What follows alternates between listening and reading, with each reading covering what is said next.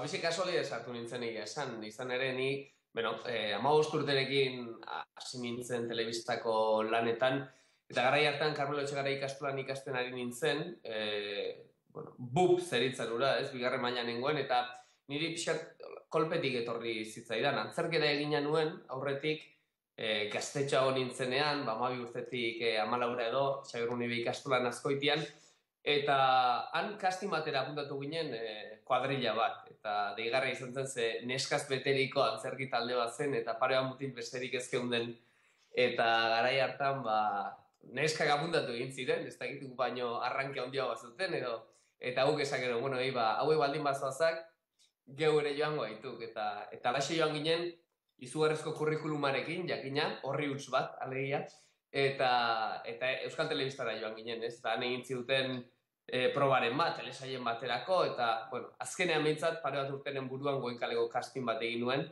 eta garai hartan gogoan daukat, zalantza handiak izan dituela, lan hori 15 urterekin hartu edo ez, oso arduratu nengoelako nire eskolako, notekin edo kalifikazioekin, ez? Oso argi neuko ekonomia nahi duela.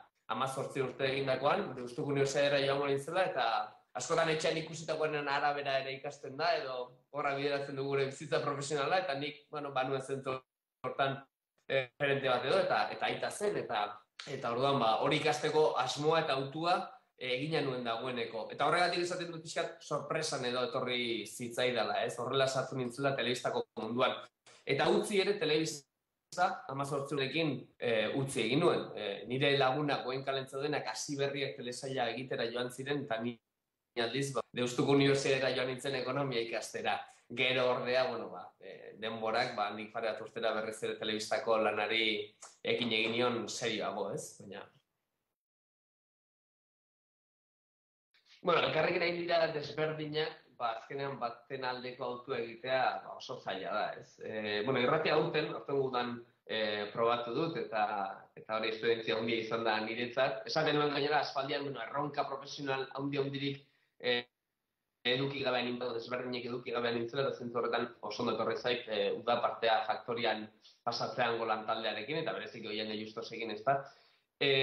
Baina telebista, zinea, tokatu zut gero produkzioan ere aritzea, eta horrein ere berrez ere badia dut, ez?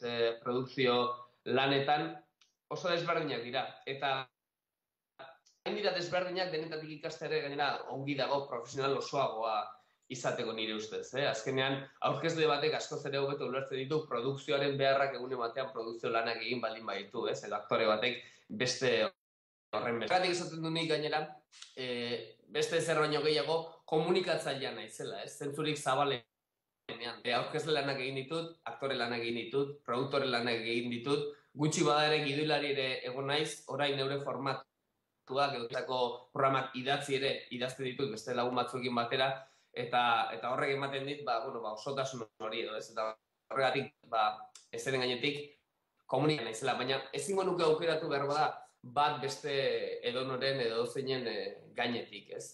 Guztia ditut gustoko eta gainera, eusten baldin badiogu, nire ustez, horregatik da, ez? Gustatzen zaigulako egiten dugu lana, eta benetan betetzen gaituelako. Bestela, ziurrenik, ekonomia gai buruz aritu garen honetan, behar bada, lan seguruagoak, erosoagoak eta ordenatuagoak eguzkeen, beste bidetik joan banitz. Nire ustez, lan bide honen gauzariketakoa, hoxe baita, ez?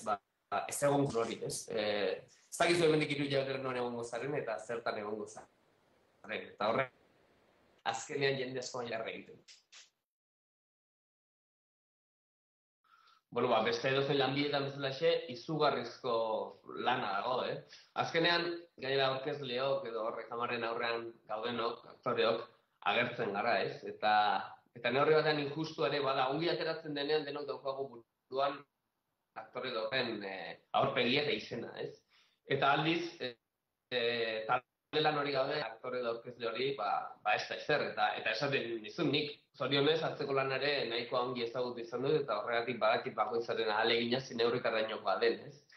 Eta gero badago beste bigarren kontu bat, eta da, ematen dugun irudia ere, suposatzen duen lan azaparte, eta produktuak egitea, edo ikusentzunezkoak egiteak duen lan hori guztia azaparte, ematen dugun irudia ere behar bada ez dela benetan. bestelakoa, ez? Nik aurkezle bezala izan ezake irudi bat, eta orain ez naiz hasiko esaten zein den, hori norberak egiko du nire irudia buruan, baina behar bada hortik argiak itzaltzen direnean eta makillajea kentzen dugunean oso bestelakoak gara kalean, ez? Eta bueno, horre ere bada, joko antzekoak, norberak nahi duen irudia proiektatzen du komunikabideen bidez ere, edo alduena askotan, eta gertatzen da, batzutan ezkarela, telebistan, agertzen lakoak, ez.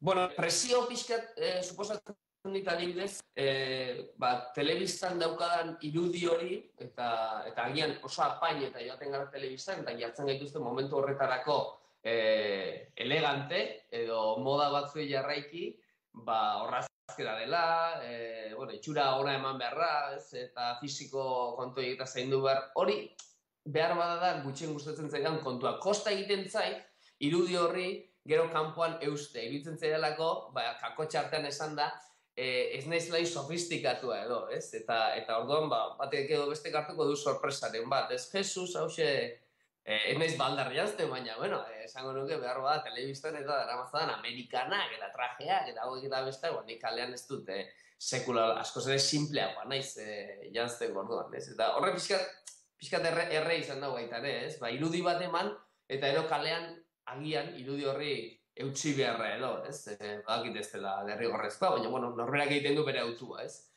Zentzu horretan, nire telebistako irudia behar bada kalekotik pixkat desberdina izan diteke. Eta bestelako lanen inguruan, eroso nago, telebistako saioak prestatzen, lana eskaintzen orduak ematen horretan. Azkenean, guretzat agian garrantzitsuena, etxetik ikusiko dena da, ordubeteko estenaratze hori, ez?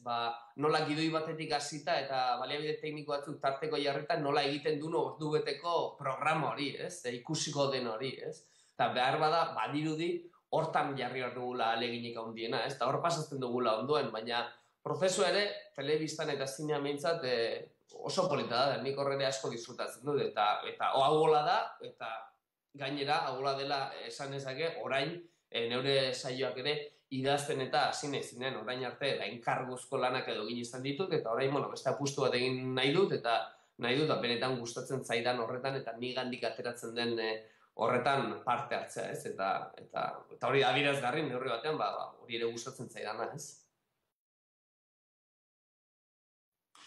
Normaltasunez hartzen ditut, jakina, eta gure lanaren zati bat da, eta gainera alde positiboa da, inor ez datorkizu, ez dakit, irainka edo ezer txarrik esaten, ez jendea ongi hurbiltzen denean, eta zentzu horretan ez dago arazorik. Seinale txarra, ez esango espali gute, inor ikustez gaituen seinale hori ere ez da komeni.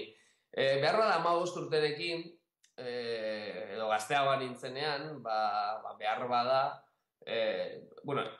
ez dut bereziki gustuko sekula, ez? Hori, ez dakit. Badirudi beti egon behar duzula, zugandik espero duten hori ematen, ez da? Eta horrek, lehen ere esan dut, sortzen dit, agian momentu jakin ematen estres pixka bat, ez? Baina 15 urterekin eta mundu nola zen jakin gabe eta goenkale bezalako fenomeno batean sartutan nengoenean, agian pixkat gogorragoa egin zen. Nigatik bakarrik ez, lagunengatik ere bai, nik ulertu dezaket, ez? Nire lanaren zati dela, baina norekin nabilen kalean edo norekin konpartitzen dudan denbora haiek ere bestein behar baldin badute, baina ez naiz bakarrik ni, ez? Eta, garai hortan edo, ez dut uste gaizki nuenik, ez? Baina behar bada, sortzen zidan, ez dakit, egon ezin pixketxo bat gehiago, ez? Baina, oroar, Euskal Herrian behintzat, jendearen jarrera zoragarria dela esango nuke, eta ez duela sekula arazorik izan, eta beretan estimatzen dudala ona ala txar, normalean onak izaten dira, baina zerbait negatiboagoa esan nahi badute ere, edo kritika hori eraikitzailea den neurrian behintzat, zerbait gustatu ez, baina kritika eraikitzailea den neurrian oso gustura hartzen du eta benetan diot. Edo nor hurbil dadila eta beti haukat 10 minutu telebistari buruz hitz egiteko nahi badu behintzat.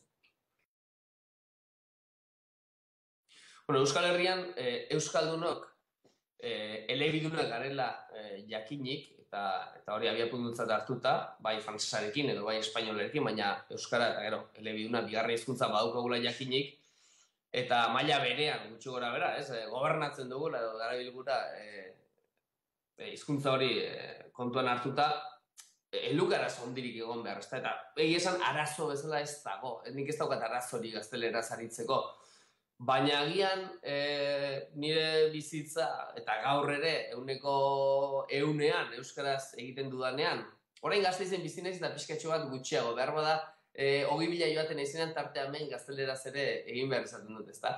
Baina behar hori izan ez dudanez, normalena da, eta nire lehenengo hitza beti euskaraz denez, nik askoz ere freskotasun handiagoa daukat behar bada, edo seguru, euskaraz, ezta?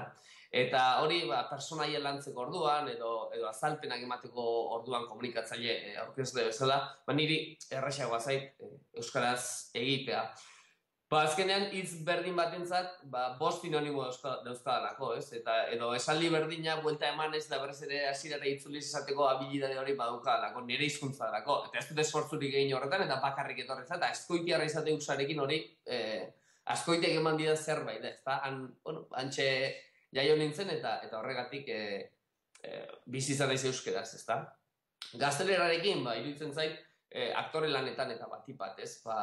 Adibide txauro bat jartzearen, baina te quiero mama bat edo ama maite zaitut bat, nire ahotik segurunik desberdin entzuten da. Igual, nire berriz daukan batentzat gauza normala izango da eta te quiero mama ongi ongo da, baina nire zatintzen neure gure ikustea pelikula baten edo te quiero mama esaten hori harrigarri xamarra da. Arazorik ez dago, baina egia da norbere hizkuntzan, bere ama hizkuntzan, nire ustez, freskoago edo espresatzen dela, ez? Berezkoagoa duelako eta barru-barrutik ateratzen zaiolako, eta bestean nolabait ere gehiago kakotxartean antzestu behar duelako, ez? Bueno, argi dago izugarria dela, eta animoz hartu behar dutela, eta euskaldun zaharrok ere, euskaraz badakigunok, laguntzeko ere bagaudela. Eta laguntza hori eskatu dezaketela, horretarako godela, jakina. Konturatzen garelako ahalegin handi bat dela, eta denon meseetan datorren zerbait dela, ez? Eta bati bat iruditzen zait, beraientzat, edo beraiekiko, mundu berri bat ezagutuko dutela. Euskaraz bizi liteken mundu bat badago, beste hizkuntzatan ziurrenik bizi ezin ditekena, ez? Euskararen berezko unibersoa euskaraz bizi behar da, eta Euskal Herria bera ere, bestera batera ulertzen da, euskara jakin ala ez, euskal referenteak eduki ala ez, euskal kulturgintza horretako parte izan ala ez, mundu hori, uniberso hori ezagutzeko giltza da euskara, eta hori irabaziko dute. Eta,